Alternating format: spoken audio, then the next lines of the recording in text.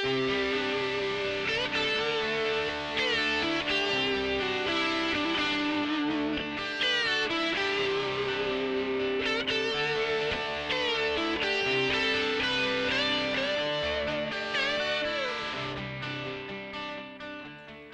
welcome to Legal Action. My name is David Siegel. Thanks for joining us today.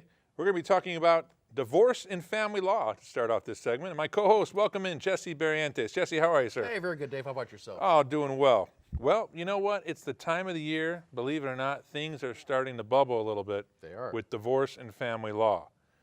Things are changing. Real estate values are going up. People who have been together for the sake of not wanting to move their real estate, waiting until the value went up, is starting to move up. Summonses are flying out the courthouse door. In other words, divorces are up. Have you noticed this? Yeah, I do believe that it is up a little bit.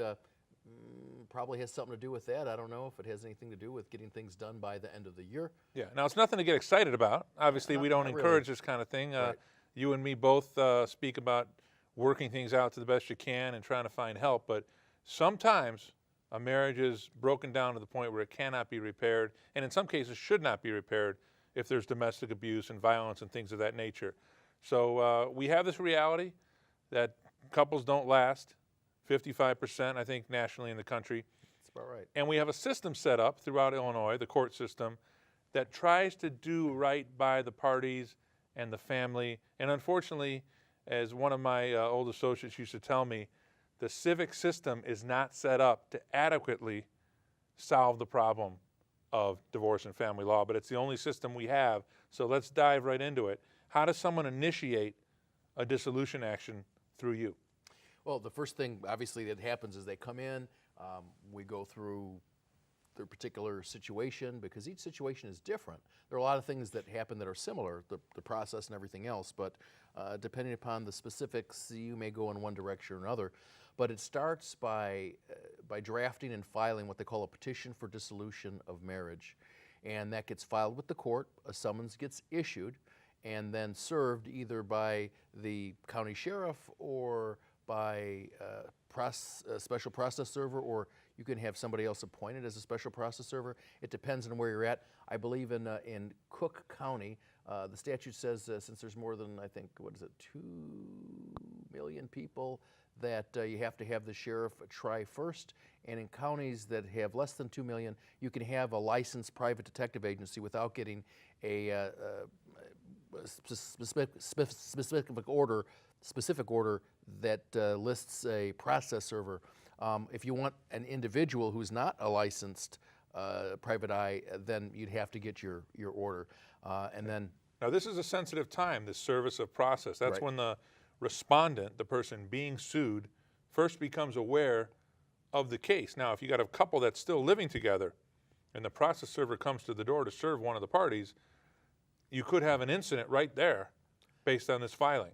That's true, and it's also problematic when you have a situation where the person is living at they're living in the same house or same apartment, is that, and I've seen this on occasion, where the process server will come and serve the petitioner by what they call substitute service. You can serve by various different ways. One is personal service, where they give you the summons and the petition for dissolution.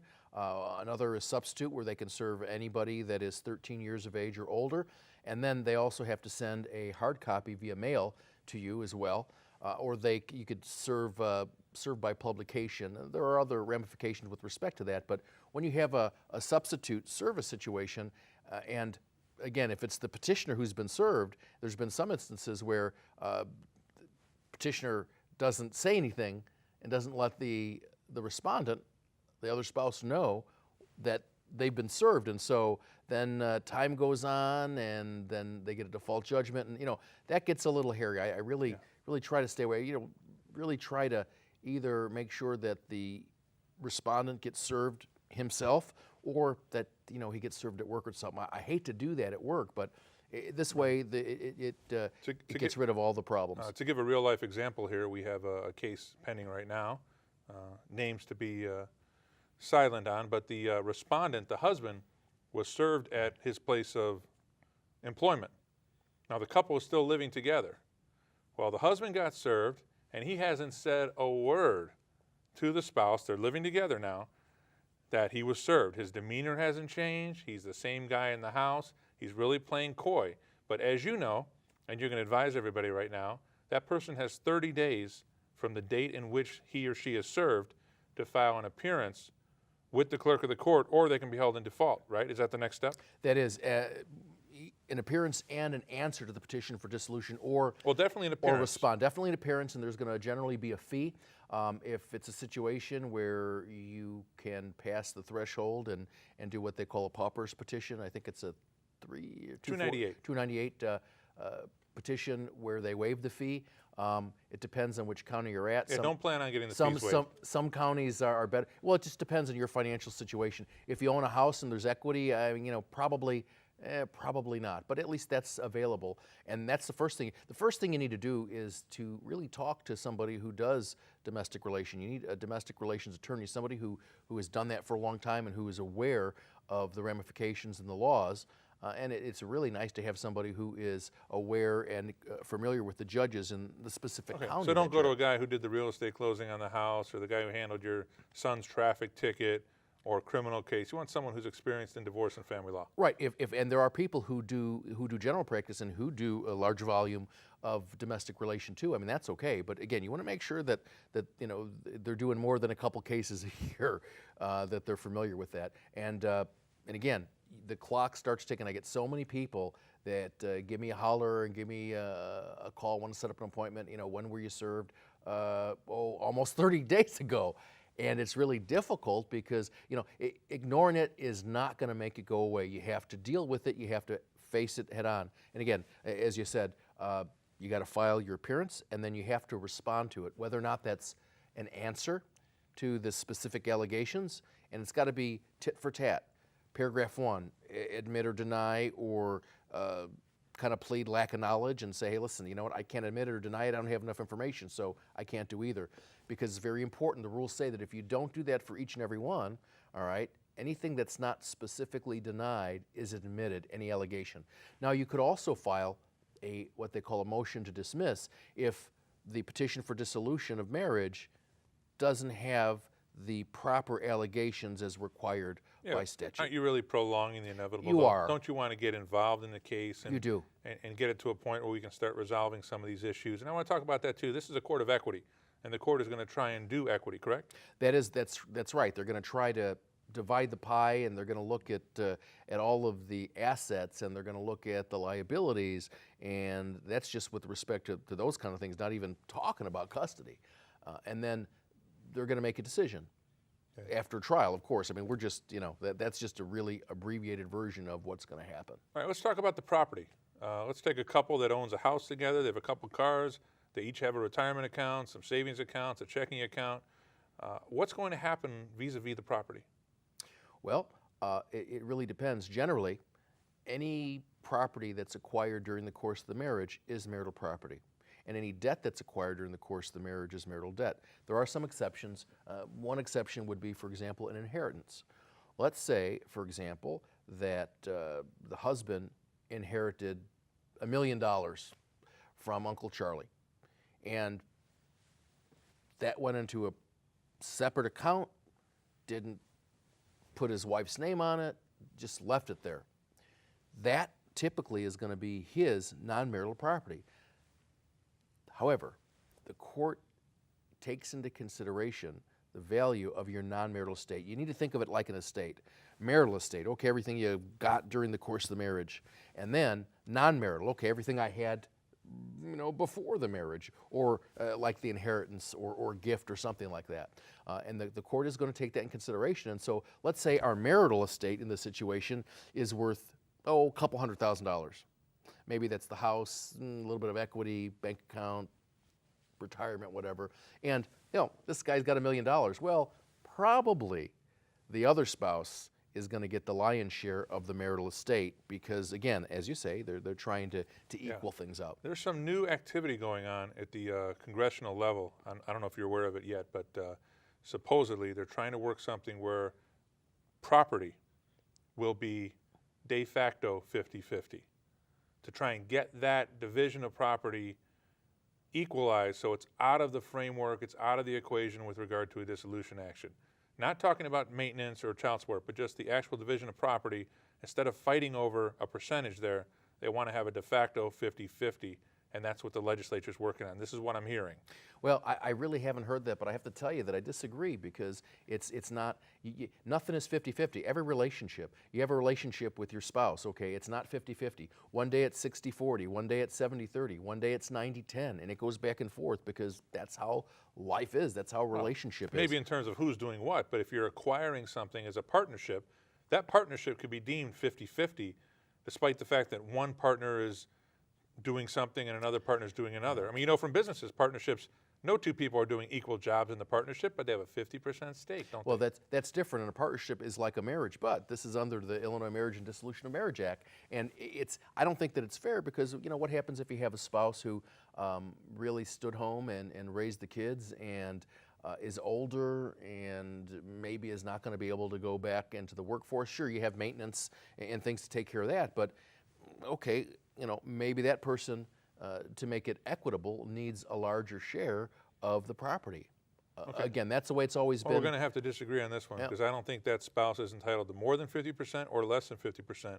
I think she's entitled to, or he is entitled to 50%. And then we work on the other items. Right. Maintenance is another factor, child support, allocation of debt, but just property. I This is what we acquire during the marriage. Right. It's 50-50. I like think- that deal. I think it depends on the specific circumstances of the case. In a lot of cases, it may be 50-50. But, you know, Dave, if you were making $250,000 a year and I'm staying home with the kids, the wife is, and taking care of the kids and not doing anything, yeah, of course, I could see where you would see where it would be fair to you to get 50% and the other person 50. Nah, not so much. That's not equitable. And again, we're dealing with the Chancery Court, which is the equitable division of the marital estate. Okay, well, we'll see how that goes. We'll see Yep, what happens. we will. Let's talk about custody. It's the main topic on most people's minds when they have children. How is custody decided, and what is involved?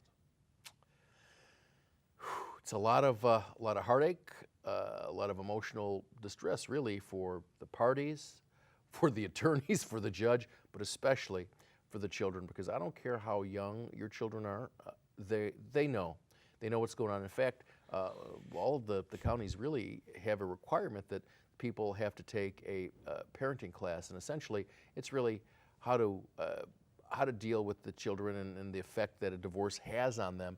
Unfortunately, a lot of times, parties use the children as a pawn to hurt the other person, or a lot of times what they do is they alienate the children from the other person, which is bad-mouthing the other spouse and saying that they don't love them, that they left, just all those kind of things. And, you know, it's unfortunate that happens, and there's only a limit to the things that you can do. So custody is one of those really tough kind of inexpensive areas because it's not just time consuming, but a lot of times the court will appoint what they call a GAL, which is a guardian ad litem for the child, which is not really the child's attorney per se, but is an attorney who's appointed to do an investigation and report back to the court on what that person believes is in the best interest of the children. They have a child rep and an attorney for the child, and those encompass different things. Depending upon which county you're in, you know, it will vary, but for the most part, I believe they would most likely appoint a guardian ad litem. And that person, again, would do the investigation, do a written report if it is ordered by the court, sometimes, depending upon the situation, to save money too, based upon the circumstances and finances of the parties. The court will just require or ask the guardian ad litem to give an oral report. And that's probably more true when you have a pro se, and pro se is people representing themselves. Yes, because this guardian has to be paid. A guardian has to be paid, exactly. And it's expensive. It is. And then sometimes the court or either party can petition the court, or the court can do it on its own motion, appoint what they call a 604B custody evaluator, which is a psychologist. And that can probably set you back anywhere from probably $8,000 to $10,000 for that report. It's probably going to take several months to get that completed, and the psychologist is going to interview each and every person involved is going to interview the kids and going to give them psychological tests, and is going to do the same thing with the parents. And maybe if there is a paramour or somebody living with the spouse now that they've separated, or grandparents or whatever, they're going to investigate and look at records and look at allegations and look at all kinds of things. And then they are going to make a determination on what they believe in their experience and their profession is the best interest of the children. And again, sometimes you can, the court can appoint a guardian ad litem, and there could be a 604B involved. I was involved in a case where there were multiple issues there, and again, that gets to be very, very expensive. Yeah.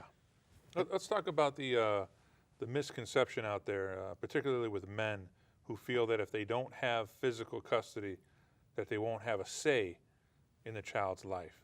And sometimes mediation clears this up, but Right. can you explain to the I can. to the viewers out there how this works?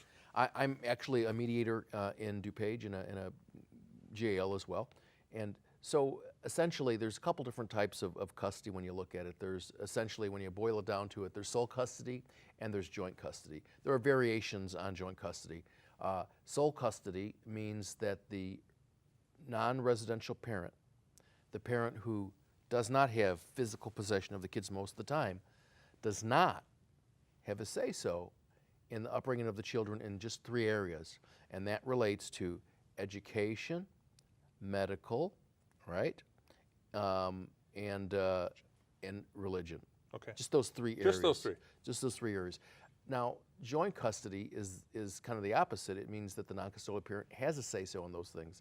However, I find as the child gets older, those issues are already taken care of. All right, are you Catholic, Christian, whatever? Okay, that's Right. already taken care of. That's not a problem. Or a lot of times they're not doing anything. They're not. And that relates to education too, whether it's private or public school. Exactly right, and they're already going to, so that's kind of settled. And then when you get into medical, and I always tell people, I say, well, you know, here's the thing with medical, it really goes to elective types of things like orthodontia or things that aren't medically necessary. Because if there's an accident that happens, obviously, yeah, of course, you know, you don't need, you know, you need to get the child to the hospital or whatever, and let the other parent know immediately. So generally those things really don't, you know, it doesn't mean that you're not going to see your kids. It doesn't mean that, you know, when they're with you, you have a say-so. You know, you're able to call the day-to-day decisions when the children are in your possession for parenting time. Right. I think in many cases, sole custody is nothing more than a power play, where one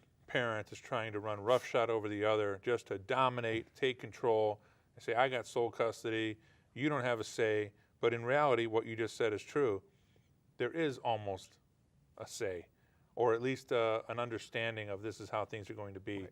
It's already been taken care of. Well, I think it's more when you have an unhealthy parent, whether it be some sort of addiction, neglect, or the inability, mental illness. I think that's where the fight for custody, sole custody, comes into play a whole lot more. I think it even goes into other things, because for joint custody, what needs to happen is both parents need to be mature and responsible, and they need to be able to cooperate as it relates to the decisions for their children. If they can't cooperate and they can't talk, then they're not really a candidate for joint custody. And now we're talking about, okay, who has physical custody? Because, you know, there's a lot of times when, hey, you know, people just don't see eye to eye, and people are just arguing for the sake of arguing. And, you know, when there's not that cooperation, when there's that lack of cooperation, joint custody is not appropriate. But here's something else I find too. Even when people, you know, when there is joint custody, the other parent, the non-custodial parent, generally doesn't exercise those kind of things. Right. And that's unfortunately the way it goes, because as I said earlier, as we talked about, those 3 areas are already taken care of. Let's talk about what every non-physical custodian parent cares about. Child support. How much? How often? Why? Well, as you know, and we've talked about on other shows, I'm a firm believer that they're your kids. You have to support them.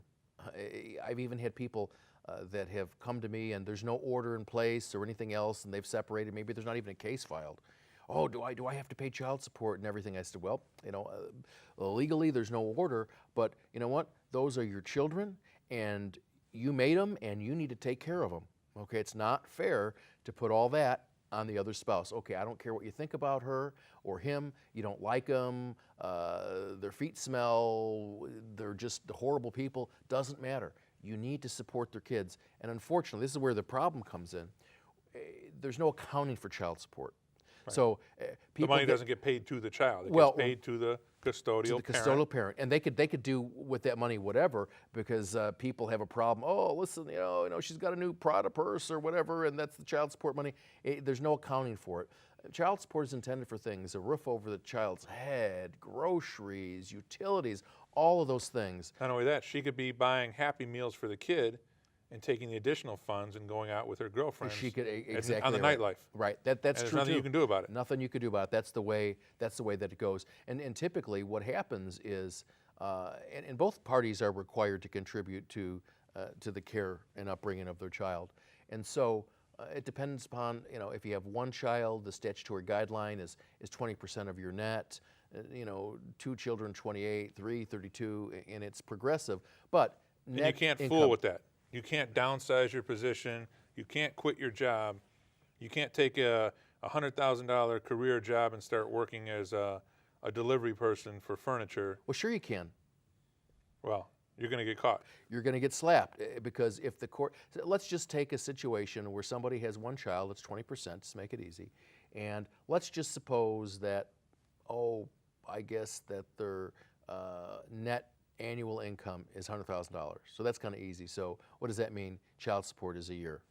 $20,000. $20,000. Okay. So, all right. Now, and it gets broken up. I mean, depending upon the employer, how their pay schedule is, it could be, because people get paid once a month. It's about $400 a week. Right, but Roughly. people get paid weekly, monthly, bi-weekly, bi-monthly. I can't imagine somebody getting paid yearly, but I suppose that could happen too. But so you have all those things, and so whatever the amount is, it can get broken up and paid depending upon the employer in any one of those kind of increments to be able to kind of take care of it. So all right, now so this gentleman then decides that, hey, listen. You know what? I'm tired, because every time I see you, you have a new purse or a pair of shoes or something else, and the kid looks a little skinny there. It's not, I mean, that brings up some other issues too. But hey, you know what? The heck with this, Dave. I'm just going to quit, and I'm going to work at McDonald's. Okay. Well, if the court determines that you voluntarily separated yourself from employment, you weren't fired for Right. cause, then they can impute that former income to you, so that your child support obligation is going to be just as what it was when you were making that $100,000 a year net. So, and I have a lot of people sometimes that do that, and I tell them, I say, you know what, do whatever you want, but I'm telling you, this is what's going to happen. Yeah. You want to quit your job? That's up to you. It doesn't make sense. Keep doesn't working make hard, sense. do right by your child. Right. And if the spouse is spending money on him or herself, there could be an upside. The person could wind up finding another mate, which would then terminate maintenance, which leads me to maintenance. How is maintenance, spousal support, one for the other? Not child support, but for the other spouse. How is that calculated and determined? Well, it's going back to what we were talking about before, about 50% of your property, remember? Okay, so we look at the positions of the parties. So let's go back to something we talked about before. Let's use the same example. $100,000 for Mr. and Mrs. has stayed home with the kids and has raised the kids, and But she is educated. She does have a college degree. no, but let's say that she's a little bit older, and it's difficult sometimes to be able to do that. Now, there are different kinds of maintenance, okay? There is what they call rehabilitative maintenance, which essentially is for a period of time in order to re-educate or allow the non-working spouse time to get training to be able to re-enter the workforce. 2 to 3 years on that kind, correct? It depends. I mean, that's probably generally what it is, but it depends on the length of the marriage as well. There's a lot of different factors. There could be reviewable maintenance, which generally, again, depend upon the length of the marriage and dependent upon the county and judge you get.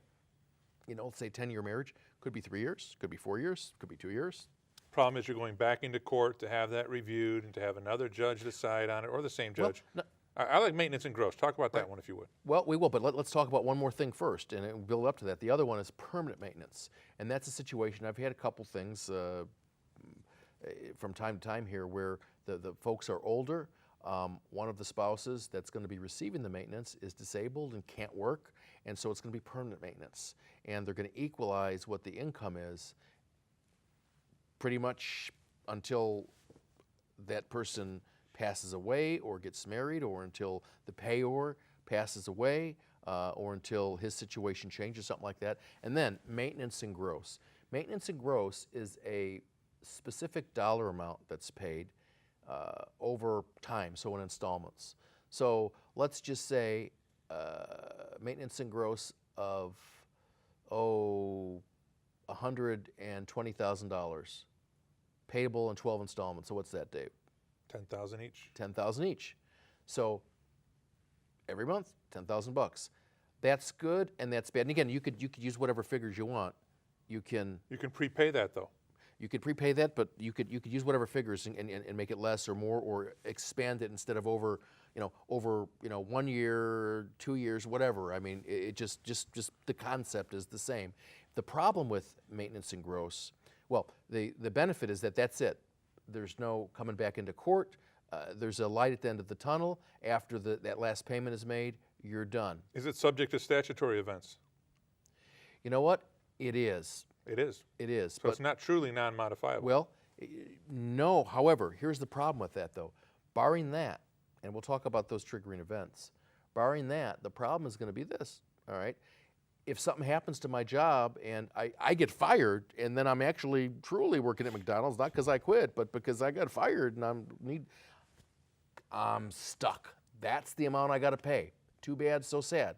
So, it's a little bit of a gamble. Yeah. Statutory events for terminating maintenance in any of these situations, a lot of times, and it's got to be specific, it will tell you that you have to do, 36 payments or whatever it is of X amount, or it could be that the cohabiting on a continuing conjugal basis with someone else, unless that's written out of it. If that's in your agreement, it just depends on what you're in agreement to, because you can exclude that.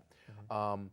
Either a party dies, those type of things will terminate maintenance. Okay. We've got one going right now where it's cohabiting, and so it's just identifying the time when that cohabitation occurred.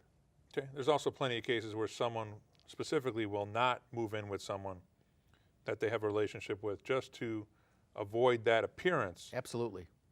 Okay, so there's things that people can do. Right, but how are you going to prove that unless you hire a private detective and there's a lot of complications. We can say what these things are, but then proving them is another matter. Right, okay, so just to recap in the minute we have left, we have the filing of the petition, right, service of the summons, right, and then we have the issues involved in the case: custody, support, visitation, division of property, right, allocation of debt, possibly a custody battle, possibly just a nice contested case that turns into a uncontested case with some good advice from counsel, correct? Well, that's correct, and a lot of cases do end up settling.